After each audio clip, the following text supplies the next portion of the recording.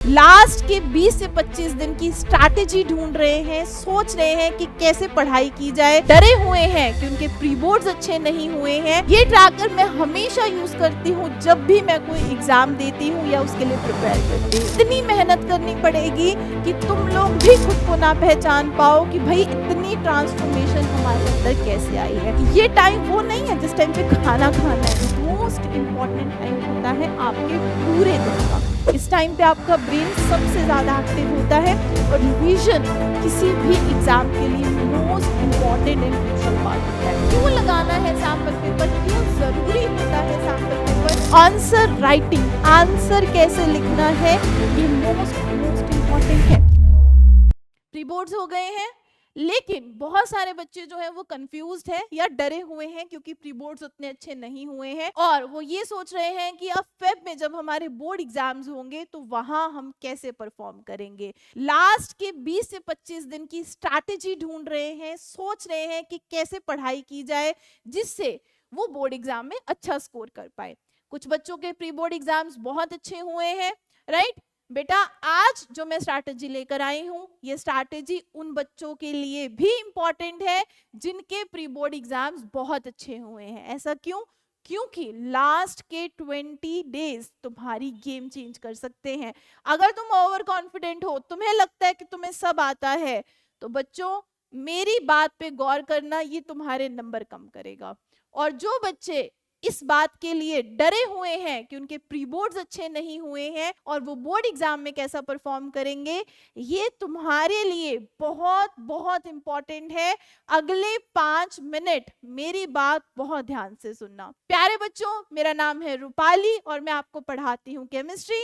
अगर आप इस चैनल के ऊपर नए हैं तो जल्दी से इस चैनल को सब्सक्राइब कर लें, इस वीडियो को लाइक कर दे क्योंकि ये वीडियो आपकी लाइफ चेंज कर देगा अगर आपने 20 दिन इस स्ट्रैटेजी को यूज किया। इस वीडियो में किस किस की बात करेंगे? सबसे पहले मैं लाई हूं ब्लीड ट्रैकर। बेटा ये जो ट्रैकर है ये मेरा पर्सनल ट्रैकर है। ये ट्रैकर मैं हमेशा यूज करती हूँ जब भी मैं कोई एग्जाम देती हूँ या उसके लिए प्रिपेयर करती हूँ। उसके बाद आपकी सब्जेक्ट वाइज स्ट्रैटेजी क्या होनी चाहिए, कितना पढ़ना है, कैसे पढ़ना है, क्या पहले पढ़ना है, क्या बाद में पढ़ना है, उसके बारे में बात करेंगे। देन एक चैप्टर को कंप्लीट कैसे करना है, क्या क्या चीजें हैं जो इंपॉर्टेंट है एक चैप्टर को कंप्लीट करने के लिए और क्या इतना करने से हो जाएगा, नहीं। कुछ ऐसे पॉइंट्स जो आप लोग मिस कर देते हैं जिसकी वजह से आपके बोर्ड एग्जाम्स में मार्क्स कट हो सकते हैं, वो पॉइंट्स भी मैं आज की क्लास में आपको बताऊंगी। सो स्टार्ट करते हैं सबसे पहले आपके ब्लीड ट्रैकर से। ये ट्रैकर क्या है? ब्लीड, ब्लीड का मतलब बहना।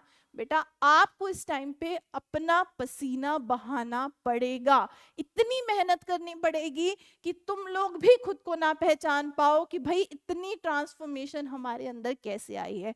ब्लीड, बी का क्या मतलब है? Breakfast time. एल का क्या मतलब है? Lunch time. E evening time and D है आपका डिनर टाइम।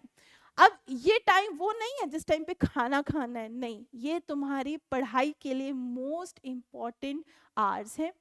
अब अगर तुम लोग ये सोच रहे हो कि मैं कुछ ऐसा टाइम टेबल बना लूं कि 8 से 8:30 ये करूंगा, 8:30 से 9 ये करूंगा, 9 से 9:30 ये करूंगा, बेटा ऐसे टाइम टेबल नहीं चलते हैं।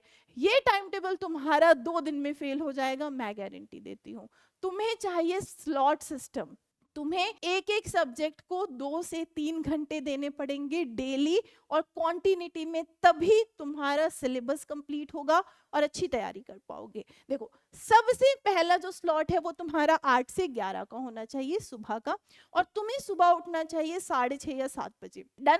6:30 7 बजे उठो, अपना अच्छे से नहा लो और भगवान के सामने एक बार जरूर अपनी विश रख दो कि भाई आज मैं अच्छे से पढ़ने वाला हूं, तो प्लीज मेरी हेल्प कीजिएगा और मुझे पूरा दिन एनर्जी दीजिएगा। डन। 8 बजे बेटा, 8 बजे आपको क्या करना है? आपको करना है जो भी आपने अभी तक पढ़ा हुआ है उसको रिवाइज कीजिए और हिंदी और इंग्लिश के लिए 1-1 घंटा निकालिए। ये टाइम जो होता है ना, ये मोस्ट इंपॉर्टेंट टाइम होता है आपके पूरे दिन का। इस टाइम पे आपका ब्रेन सबसे ज्यादा एक्टिव होता है और रिवीजन किसी भी एग्जाम के लिए most important and crucial part होता है।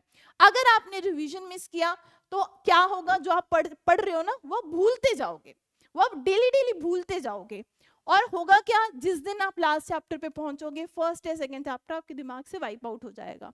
तो रिवीजन बहुत बहुत जरूरी है। अपना ब्रेकफास्ट इससे पहले करके बैठना, ताकि तुम 3 घंटे लगातार बैठ पाओ। 11 से 12 के बीच में बेटा मेरा ये सजेशन है कि नैप लो, बहुत जरूरी होता है। जब तुम 2 से 3 घंटे पढ़ लिए तो अपने ब्रेन को शांत करने के लिए, एक्टिव करने के लिए, रिएक्टिव करने के लिए तुम्हें यहाँ पर एक नैप की जरूरत है, एक पावर नैप की जरूरत है। देन उसके बाद आपका लंच टाइम 12 से 3 का जो टाइम है बेटा, इसमें मोस्ट इजी सब्जेक्ट उठाना है। ऐसा क्यों मैम? क्योंकि जो तुम्हारा ये टाइम होता है ये सबसे सुस्ती वाला टाइम है। इस टाइम पे तुम्हें सबसे ज्यादा नींद आ रही होगी। लेकिन अगर तुम ऐसा सब्जेक्ट उठाओगे जो तुम्हें ऑलरेडी आता है, तुम्हारा उसमें इंटरेस्ट है, तो तुम यहाँ कर जाओगे उसको। ठीक है, तुम्हारा दिमाग अगर पार्शियल बंद भी होगा ना, तब भी तुम उस सब्जेक्ट को बहुत आराम से कर लोगे। और ये जो 3 से 4 का टाइम है, इस टाइम पे तुम्हें अपना लंच करना है। और यहाँ पर भी ट्राई करो कि तुम नैप ले लो। नैप लेने का मन नहीं है तो अपना फोन चला लो। फोन जरूर चलाना, पूरे दिन में एटलीस्ट आधे से 1 घंटा फोन चलाना। ये क्या कह रहे हो मैम? फोन चलाने के लिए कह रहे हो? बेटा रियलिटी बता रही हूँ, तुम लोग दिन रात फोन चला रहे हो, स्क्रीन टाइम तुम्हारा इतना ज्यादा है। अगर तुम ये सोच रहे हो ना कि लास्ट के 20 दिन मैं फोन नहीं चलाऊंगा, पॉसिबल ही नहीं है, हो ही नहीं सकता है। किससे झूठ बोल रहे हो? खुद से झूठ बोल रहे हो, और कुछ भी नहीं है। तो बेटा पूरे दिन में आधे से 1 घंटा ऐसा निकालो जिसमें तुम अपने दोस्तों से बात करो, या तुम जो भी अपना इंस्टा, फेसबुक जो भी चलाते हो वो चलाओ, लेकिन जरूर चलाओ। पूरा दिन नहीं, बीच के जो स्लॉट्स है इसमें आधे से 1 घंटा निकाल लो। 4 से 7 के टाइम में, इवनिंग टाइम में अपनी चाय वाय पीकर बढ़िया से वो सब्जेक्ट उठाओ जो तुम्हें सबसे ज्यादा हार्ड लगता है। क्योंकि इस टाइम के ऊपर तुम ये तीनों स्लॉट्स में से मोस्ट एक्टिव होगे, तुम्हारा दिमाग सबसे ज्यादा खुला होगा इस टाइम पर। डन? और फिर 7 से 8 में अपना डिनर करके यहाँ पर भी ट्राई करो नैप लेने की। अगर यहाँ पे नैप ले लोगे तो बहुत आराम से अगले 3 घंटे बैठ के पढ़ लोगे। यहाँ नहीं सोओगे तो फिर तुम्हें यहाँ पर नींद आएगी। डन? 8 से 11 के बीच में अपना मीडियम सब्जेक्ट उठाओ। जैसे फॉर एग्जाम्पल मुझे केमिस्ट्री सबसे ईजी लगती है तो मैं यहाँ पे केमिस्ट्री लेती। हार्ड मुझे सबसे फिजिक्स लगती है तो मैं यहाँ पे फिजिक्स पढ़ती। और लास्ट के टाइम में या लास्ट के 3 घंटे में मैं मैथ्स पढ़ती। 11 बजे सब कुछ बाइंड अप कर दो। 11 से 12 के बीच में खुद को समझो कि पूरा दिन मैंने क्या किया। एक पेपर लो, उसके ऊपर लिखो कि ठीक है आज मैंने ये पढ़ा, ये पढ़ा, ये पढ़ा, और कल का मेरा क्या टारगेट है वो फिक्स करके आपको सोना है। और सुबह उठ के फिर से फ्रेश माइंड के साथ यही रूटीन फॉलो करना है। 15 दिन इस रूटीन को फॉलो करना है और 15 दिन में तुम्हारा सारा सिलेबस हो जाएगा। कैसे? क्योंकि आपके सिलेबस में जितने भी सब्जेक्ट्स हैं उसमें मोस्टली 15 चैप्टर ही हैं, है ना? 15 से ज़्यादा तो किसी में चैप्टर है ही नहीं। केमिस्ट्री में तो 10 ही है। तो बहुत आराम से तुम 15 दिन में पूरा सिलेबस कवर कर लोगे। एंड उसके बाद लास्ट के 5 दिन में सैंपल पेपर लगाना है। क्यों लगाना है सैंपल पेपर? क्यों जरूरी होता है सैंपल पेपर? मैं तुम्हें आज की क्लास में बताऊंगी। लास्ट में मैं तुम्हें बताऊंगी कि ये क्यों है, एक ऐसा बड़ा सीक्रेट जिसकी वजह से आपके कम से कम 5 से 10% बढ़ेंगे ही बढ़ेंगे। डन? इसके बाद सब्जेक्ट वाइज स्ट्रैटेजी क्या होनी चाहिए? देखो बहुत सारे बच्चे पता है क्या करते हैं, वो सबसे पहले ना हार्ड चैप्टर्स उठा लेते हैं जो उनको आते ही नहीं है ना, और अपना टाइम वेस्ट करते जाते हैं। और लास्ट में जब 5-10 दिन रह जाते हैं, जो चैप्टर्स उनको आते थे, जो चैप्टर्स उनको इजी लगते थे ना, वो भी नहीं कर पाते हैं। क्योंकि लास्ट में तो पूरा पैनिक होना ही है ना, मतलब वो सिचुएशन आना ही आना है। तो मेरा सजेशन तुम्हारे लिए ये है, अगर तो तुमने पूरा सिलेबस पढ़ रखा है, तुम बढ़िया से, तुम्हारा पूरा सिलेबस कंप्लीट है, तुमने सब पढ़ लिया है, तो चैप्टर वाइज ही रिवीजन करो। लेकिन अगर तुम कंफ्यूज्ड हो, तुम्हारा सिलेबस कंप्लीट नहीं है, तुम डरे हुए हो, तो तुम पहले वो चैप्टर्स करो जो मैंने रेड मार्क किए हैं। जैसे फिजिक्स में ना तुम्हारा atom and nuclear, dual nature of radiation and matter, semiconductor, optics, ये इजी चैप्टर्स हैं, इनको पहले कवर कर लो। फिर उसके बाद चैप्टर 1 से स्टार्ट करो। ये सारे चैप्टर इंटर रिलेटेड हैं तो आपको एक साथ ही पढ़ने पड़ेंगे। केमिस्ट्री में अगर मैं बात करूं, केमिस्ट्री में तुम सबसे पहले पढ़ लो डी एंड एफ ब्लॉक। फिर उसके बाद कोऑर्डिनेशन कंपाउंड्स, देन बेटा solution and chemical kinetics and then biomolecules. इतना करने के बाद तुम्हें कॉन्फिडेंस आ जाएगा कि हाँ मेरा हाफ सिलेबस हो गया है।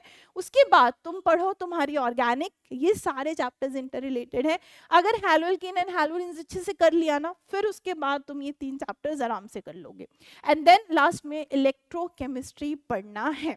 बात करें अगर बायो और मैथ्स की, बायो में सबसे पहले कॉलेज एंड इकोसिस्टम को पढ़ेंगे, उसके बाद human health, disease and welfare को, and then reproduction and reproductive health को, देन आपका सेकेंड यूनिट एंड देन आपका fourth unit biotechnology and its application. Maths में बेटा अगर मैं बात करूं, मैट्रिक्स एंड डिटर्मिनेंट से स्टार्ट करें, लीनियर प्रोग्रामिंग करें, and then continuity, derivative and integral वाला यूनिट कंप्लीट करना है।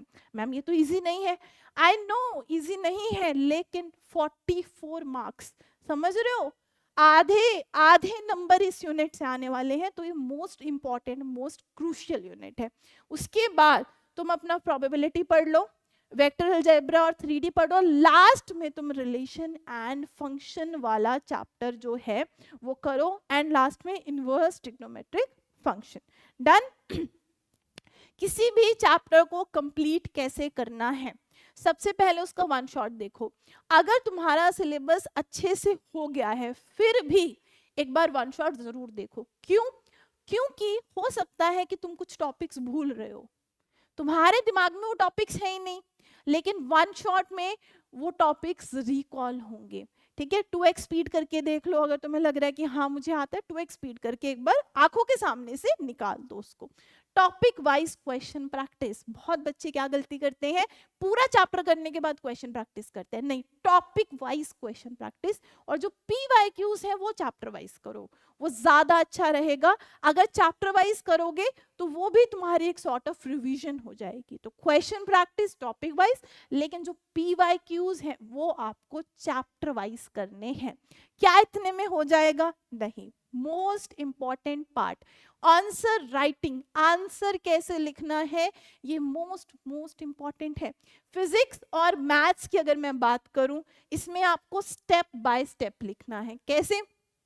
थ्योरम है, आपको स्टेप मार्किंग मिलती है, आप सभी को पता होगा स्टेप्स के मार्क्स मिलते हैं, तो बहुत क्लीन तरीके से स्टेप बाय स्टेप आपको आपके आंसर्स रिप्रेजेंट करने हैं।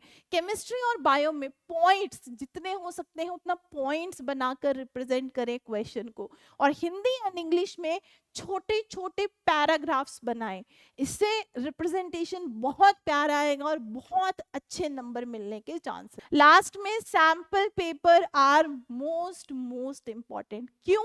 क्योंकि अगर तुमने ये नहीं समझा ना कि लास्ट के 3 घंटे में लिखना कैसे है, प्रेशर कैसा होगा, कॉपी पे अगर मैं किसी आंसर को लिखूंगा तो वो कैसा दिखेगा, जब तक तुमने ये सारी चीजें एक्सपीरियंस नहीं की, तुम्हारे मार्क्स कटने के पूरे चांसेस हैं। तो सैंपल पेपर्स बहुत अच्छे से आपको लगाने हैं। बहुत सारे सैंपल पेपर्स मार्केट में ऑलरेडी अवेलेबल हैं, लेकिन उन सभी के वीडियो सॉल्यूशंस वहां पे नहीं है। अगर तुमने एक बार सैंपल पेपर खुद घर पे लगा भी लिया, फिर भी तुम कैसे समझोगे कि तुमने सही किया है? क्या तुम्हारे पास उसकी कोई ऐसी कॉपी है जिससे तुम उसको मैच कर पाओ, या तुम्हें कोई समझा रहा हो कि इसका आंसर ऐसे लिखना है, इसका आंसर ऐसे लिखना है? नहीं। तो ऑफलाइन पॉसिबल नहीं है, लेकिन विद्याकुल आप सभी के लिए बेटा लेकर आया है अनसॉल्व्ड कुंजी बैच। आपका ये जो बैच है ये आपका 16 जनवरी से स्टार्ट हो चुका है। इस बैच में हर एक सब्जेक्ट के हम 5-5 मॉडल पेपर बना रहे हैं, और ऐसे मॉडल पेपर हैं जो हमारा 5 to 7 ईयर का एनालिसिस है, कैसे क्वेश्चन पूछता है, कौन से टॉपिक से पूछता है, वो सारी चीजें सोचकर समझकर ये पेपर्स बने हैं। इनके सॉल्यूशंस आपको मिलेंगे, इनके वीडियो सॉल्यूशंस भी आपको मिलेंगे। तो अगर आपने अभी तक कुंजी बैच ज्वाइन नहीं किया है तो इस बैच को जरूर ज्वाइन करें। एंड ये वीडियो में जो जो चीजें मैंने आपको बताई हैं उन सारी चीजों का ध्यान रखना है। आई होप आप सभी के लिए वीडियो यूजफुल रहा होगा। अगर आपको ये यूजफुल लगा तो अपने दोस्तों के साथ इसको फॉर श्योर शेयर कीजिएगा। मिलते हैं आप सभी के साथ आपके नेक्स्ट वीडियो में, तब तक अच्छे से पढ़ाई करते रहे एंड ऑल द बेस्ट।